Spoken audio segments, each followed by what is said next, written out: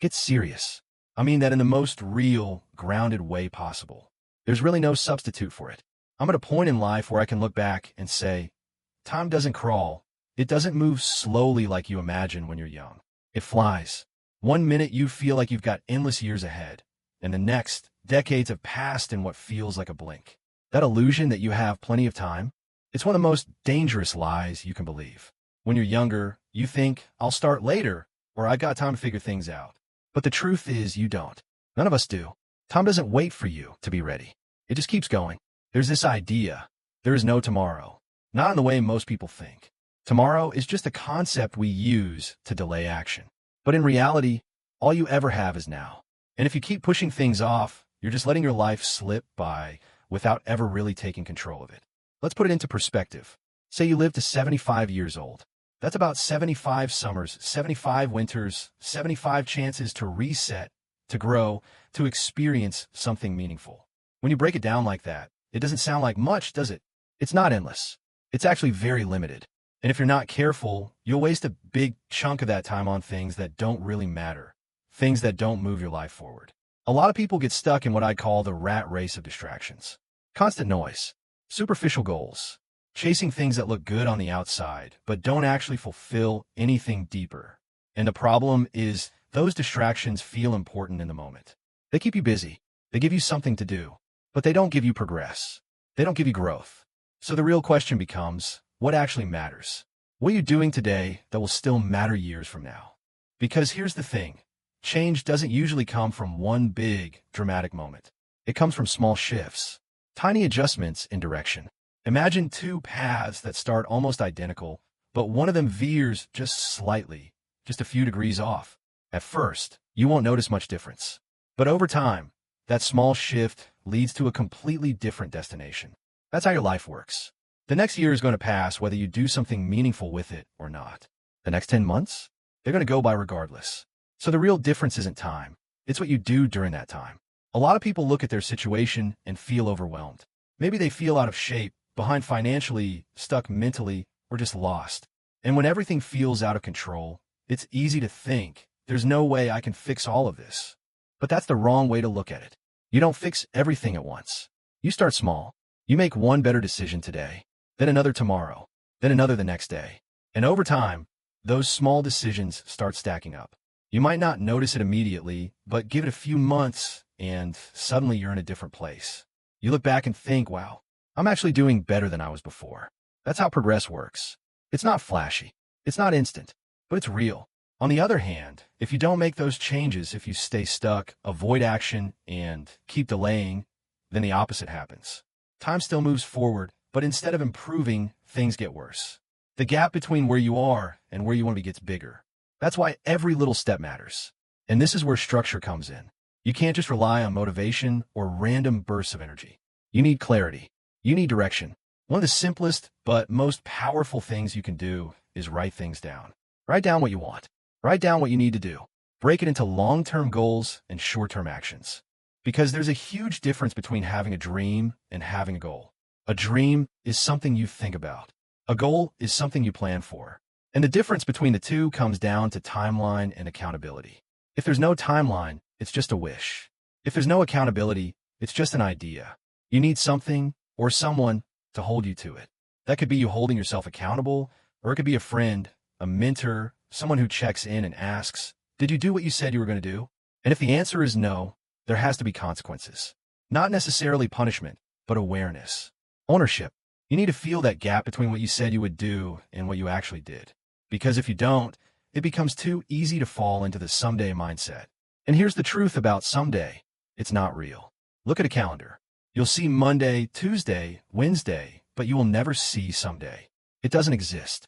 It's just a mental escape route we use to avoid taking action today. Instead of saying someday, you need to start thinking in steps. Small steps. You don't jump from the ground to the top of a building in one move. You take it floor by floor. That's how real progress happens. And here's something that might surprise you. If you're someone who's driven, who actually wants to improve, you're probably going to feel like you're behind most of the time. You're going to feel like you're not doing enough, like you haven't gone far enough, like you're constantly chasing something just out of reach. That feeling? It's normal. In fact, it's part of the process. Winning doesn't feel the way people think it does. It's not constant success, constant happiness, constant confidence. Most of the time, it feels like struggle, like you're getting pushed, tested, challenged over and over again. There are moments where things click, where you win, where you see results, but those moments are short. And then it's back to the work, back to the grind, back to the effort. That's the reality most people don't see. They look at successful people and imagine an easy life, freedom, comfort, no stress. But that's not how it works. The people who build something meaningful, something real, they're not chasing comfort. They're built for the challenge. They actually find purpose in the struggle itself. So if you're sitting there thinking, why does this feel so hard? That's your answer. It's supposed to be. And if you're willing to accept that, if you're willing to lean into it instead of avoiding it, that's when things start to change. That's when you stop wasting your life and start actually living it. Now, once you truly accept that this journey is supposed to be hard, everything starts to shift. You stop expecting things to feel easy all the time. You stop getting discouraged every time something doesn't go your way. And instead, you begin to understand that discomfort, frustration, and even doubt, they're all part of the process. But here's where most people still get stuck. They know they want change. They know they should be doing more, but they don't actually define what that more looks like. They just exist in this vague space of wanting better without ever getting specific. And that's a problem, because if you don't define where you're going, you'll drift. You'll move, sure, but not in a direction that leads anywhere meaningful. That's why getting serious isn't just about effort. It's about clarity. You need to sit down and ask yourself some real questions. Where do you want to be in 5 years? What kind of life do you actually want to build? What do you want financially, physically, mentally? What kind of person do you want to become? Not in a vague, surface-level way, but in detail. Because once you define that, everything changes. Your decisions start to align with your direction. Your habits start to reflect your goals. And slowly, your identity begins to shift. And that brings us to something even more important, personal development. A lot of people think success is about getting more. More money, more status, more recognition. But real, lasting success comes from becoming more. Because at the end of the day, your results are a reflection of who you are. If you want different results, you need to become a different person. That doesn't happen overnight. It takes effort. It takes intention. And most importantly, it takes work that nobody else sees. 10 years from now, you'll be someone. That part is guaranteed. The only question is, who? Will you be someone who grew, who pushed through discomfort, who built something meaningful? Or will you be someone who stayed the same, who waited, who hesitated? That decision is being made right now through your daily actions. There's a moment that hits people sometimes where they look at their life and realize, this is it. This is what I've built so far. And for some, that realization is uncomfortable. It forces them to confront the gap between who they are and who they could be. And that moment can go one of two ways. You can either accept it and stay the same, or you can decide, this is not going to be my story. That decision is powerful, because once you make it, you start doing things differently. You start showing up differently. You start pushing yourself in ways you didn't before. And sometimes, that transformation requires you to build a version of yourself that doesn't exist yet. You have to become someone stronger, more disciplined, more resilient. You have to develop what some people call a callous mind, a mindset that can handle pressure, criticism, pain, and keep moving forward anyway. And here's the truth. You don't build that kind of mindset through comfort. You build it through challenge, through pushing yourself when you don't feel like it, through continuing when things get hard, through facing situations that test you, and choosing not to back down. It's not about competing with other people. That's a distraction. The real competition is with yourself. Can you be better than you were yesterday? Can you push a little further than you did before? Can you stay consistent when it would be easier to quit? Because if you can do that, if you can keep showing up and improving, you're already winning. That's the battle that matters. And here's something interesting. If your life were a movie and it started right now, what would the main character do? Would they sit around waiting? Would they make excuses? Or would they take action? Would they step into discomfort, take risks, and start building something meaningful? That's how you need to think. Because you're not just living your life, you're creating it. Every choice you make is shaping the story. So why not choose to be the one who takes action? Why not choose to be the one who sets standards? Write down what you want to improve. Write down what you're no longer willing to tolerate from yourself. Write down the habits you want to build and the ones you want to eliminate. This isn't about perfection. It's about direction. And the best part is, you have more control than you think. We live in a time where you can choose what influences you, the content you consume, the conversations you engage in, the ideas you expose yourself to. You can choose to surround yourself with things that push you forward or things that keep you stuck.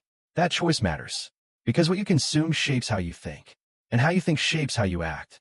So if you want to grow, you need to be intentional about what you let into your mind. At the same time, you also need to understand something else. Growth isn't comfortable.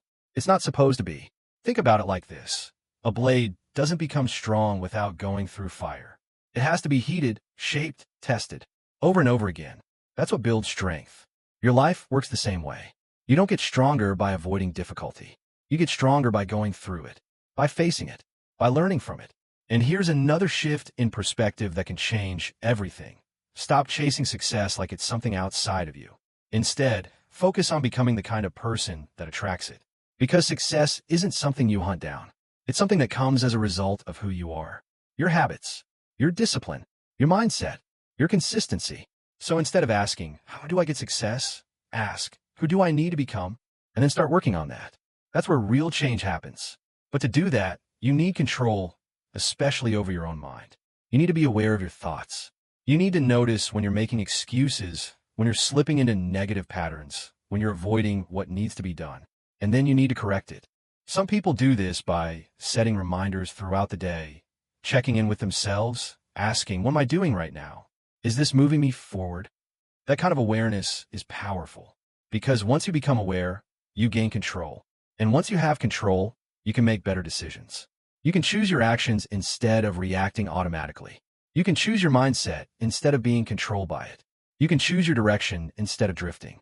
And that's what separates people who grow from people who stay stuck. It's not talent. It's not luck. It's awareness, discipline, and consistent action. And at some point, you reach a moment where being average just isn't acceptable anymore. Where staying the same starts to feel worse than the effort required to change. That's when things really shift. That's when you stop waiting and start executing.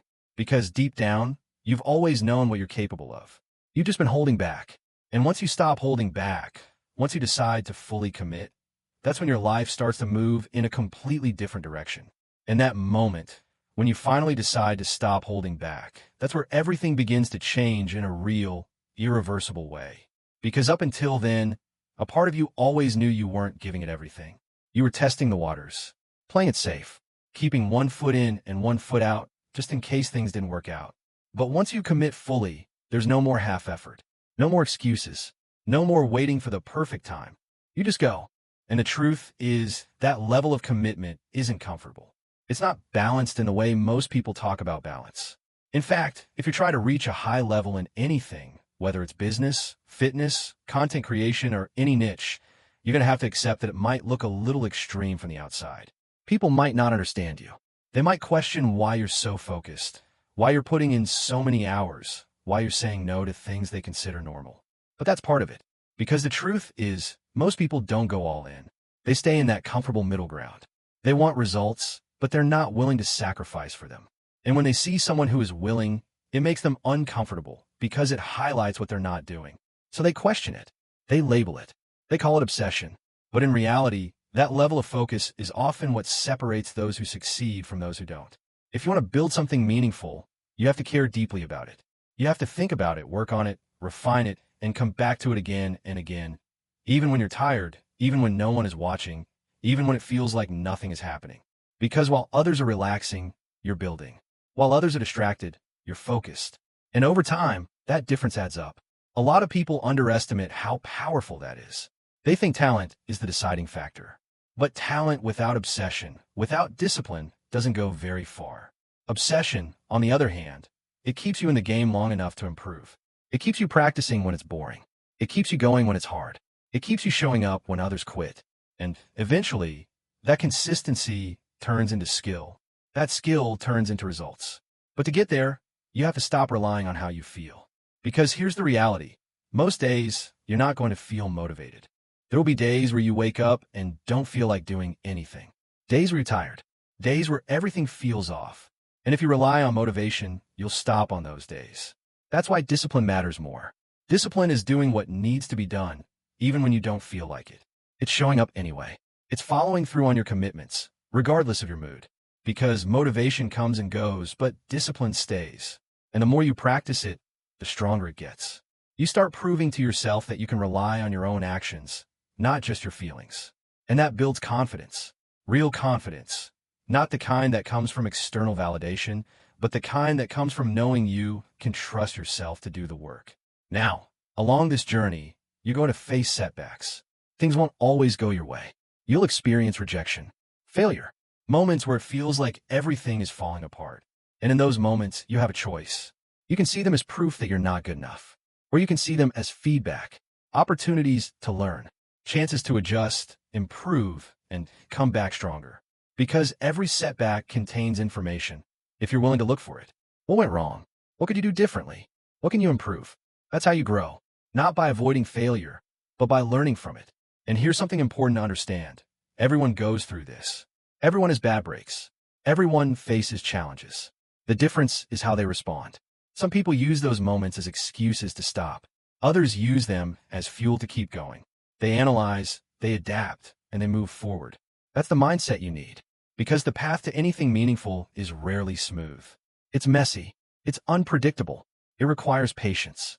And it requires resilience. There will be times when you feel like no one believes in you. Times when things aren't working. Times when progress feels invisible. And in those moments, it's easy to doubt yourself.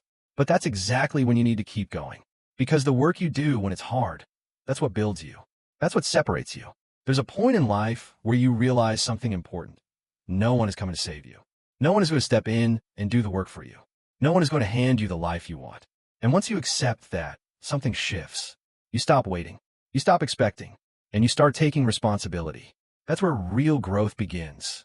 Because now, everything is on you. Your effort, your discipline, your decisions. And that might sound heavy, but it's actually freeing. Because if it's all on you, that means you have control. You can change your situation. You can improve your life. You can build something better. But only if you're willing to act. Only if you're willing to commit. Only if you're willing to go all the way. And going all the way doesn't mean it will be easy. It might cost you comfort. It might cost you time. It might even cost you certain relationships or opportunities that don't align with your goals. But that's the trade-off. You can't have everything. You have to choose. And if you choose growth, if you choose to pursue something meaningful, you have to accept what comes with it. Long hours, uncertainty, doubt, but also progress, growth, pretty. Because there's a kind of satisfaction that comes from knowing you gave it everything. From knowing you didn't hold back. From knowing you push yourself to become more than you were before. And at the end of the day, that's what this is really about. Not just achieving something, but becoming someone. Someone disciplined. Someone focused. Someone resilient. Someone who doesn't quit when things get hard. Because once you become that person, everything else becomes possible. You can build. You can create. You can adapt. You can grow. So if you're going to do this, if you're going to take this path, then commit to it fully. Don't go halfway. Don't test it. Don't wait. Go all in. Because anything less, and you'll always wonder what could have been. But if you go all the way, if you truly give it everything, you'll find out exactly what you're capable of. And that's something most people never discover. So the question is simple. Why not you?